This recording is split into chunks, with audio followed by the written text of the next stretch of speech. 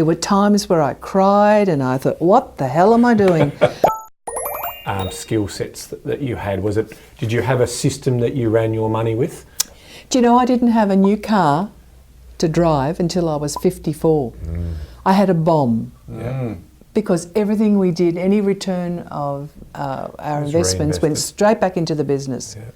I never had a big house. I didn't have anything. I never had a holiday because I could see that I had to be here and now at that time in the 60s and to be there running our business. No one was going to run it for me.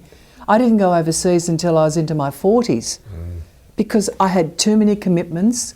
I think, unfortunately now, and I say again this with respect, younger people today want instant gratification. It doesn't work like that.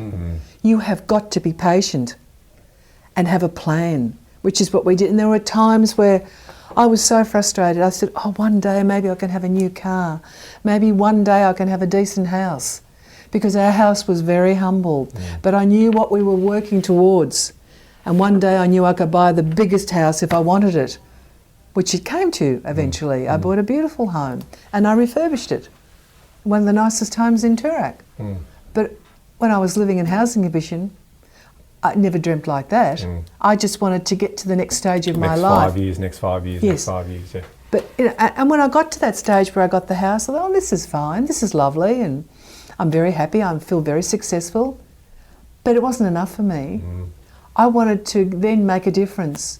I just felt that it was not absolutely necessary. To me, it was a challenge to me personally.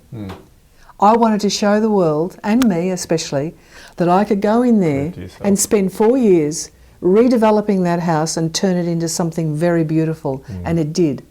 I turned it into something very beautiful. There were times where I cried and I thought, what the hell am I doing?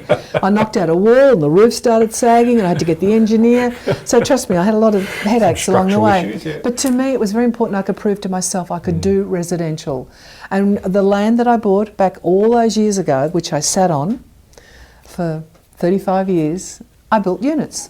Yeah, nice. And I was very successful because the land was paid for. Yeah. Banks are happy to lend. I could charge premium price for them, but I sat on that land for 35 years. It was just one thing I needed to remember. I did that. That was my first deal. And you know, when I built the units, which were beautiful, double story, I felt sad about selling them. Yeah. Because it was my starting real Yes, estate. that's it. Angelo said, you want it, you pay for it. Yeah.